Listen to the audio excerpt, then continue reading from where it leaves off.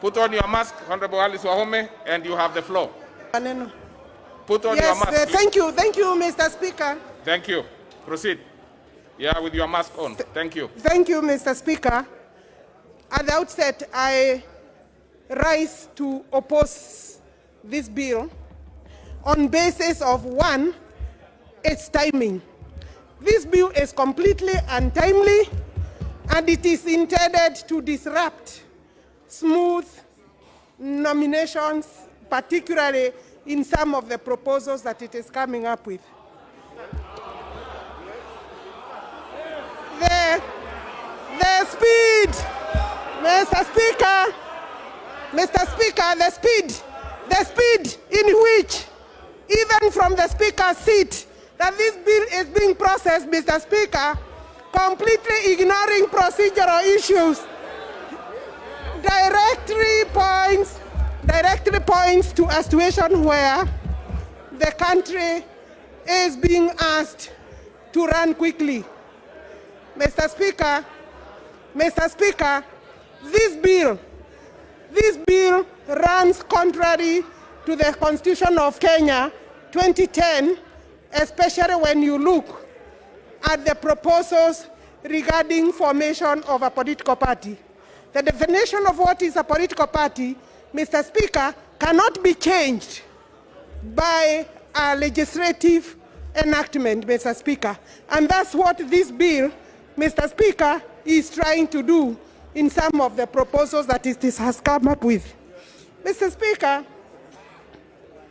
even the fact that we have been summoned for a special meeting, Mr. Speaker, sitting of this House, points to the direction that there are people intended on controlling the general elections through this bill, Mr. Speaker, in August 2022. You will allow me say my thing, because we can see through these provisions the hand of the handshake partners, Mr. Speaker, who are now desperate and think that they can use the law, use this House, Mr. Speaker, to bring up provisions of the law that will facilitate an amorphous coalition of parties. The law today, Mr. Speaker, Mr. Speaker, allows coalition of parties.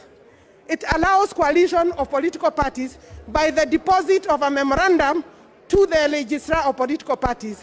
What is this thing that has become so urgent, Mr. Speaker, that requires the session of the House to be called from leave, Mr. Speaker, to come and register it? When you look at the provision, every election period, Mr. Speaker, we find that there are disruptive provisions of the law that have been brought or are intended to give undue advantage to some people. Mr. Speaker, I'm therefore finding that the exercise of this House today, the summoning of this House today, in respect of this bill, absolutely unnecessary, Mr. Speaker. Mr. Speaker, the control, I will be moving some amendment, Mr. Speaker, on the register of members. We cannot allow the registrar of political parties to be the holder of the data of members of political parties. And Mr. Speaker, this is a very serious attempt by the registrar of political parties, with the deep state, I dare say, to control the register of members of political parties. And that will not be allowed, Mr. Speaker.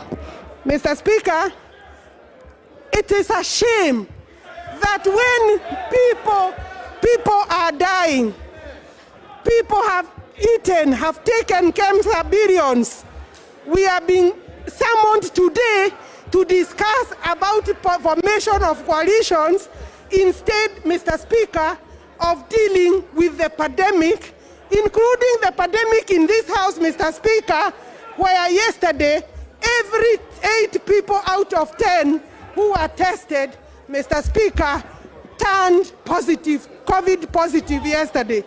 It is even exposing the members, Mr. Speaker, with a very useless bill. Mr. Speaker. This is not a pro-people bill. Mr. Speaker, this is not a pro-people bill. This is a very selfish move by this House today. We have a Political Parties Act that is able to deal with the issues of elections and nominations going forward. If, for example, bad habits, like the ones of the ODM, by denying other parties their money, if that is what they are trying to cure, that cannot be cured by the law, Mr. Speaker. That can only be cured through good behavior, Mr. Speaker. And therefore, we want to tell them, you can deposit a memorandum of how you share the money and honor the memorandum, because many of you have never known how to honor memorandums, to honor gentlemen agreement and ladies agreement. Mr. Speaker, I do not want to add anything.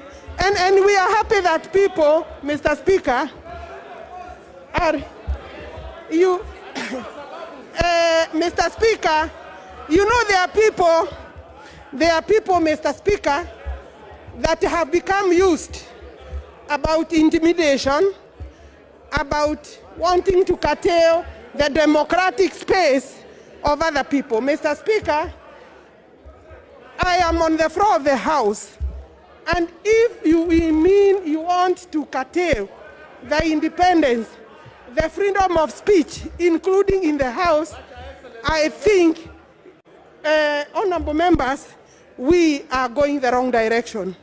This bill will, if this bill, Mr. Speaker, and I want to go on record, if this bill is passed, this bill will find difficulties and challenges in court by reason of its unconstitutionality.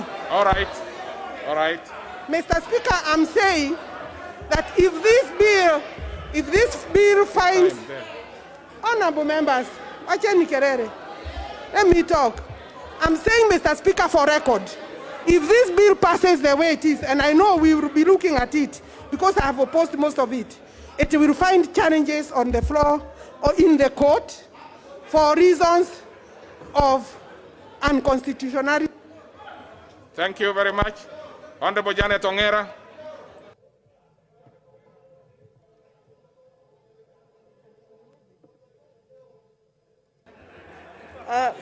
Thank you, Mr. Speaker, for giving me this opportunity to contribute to this bill.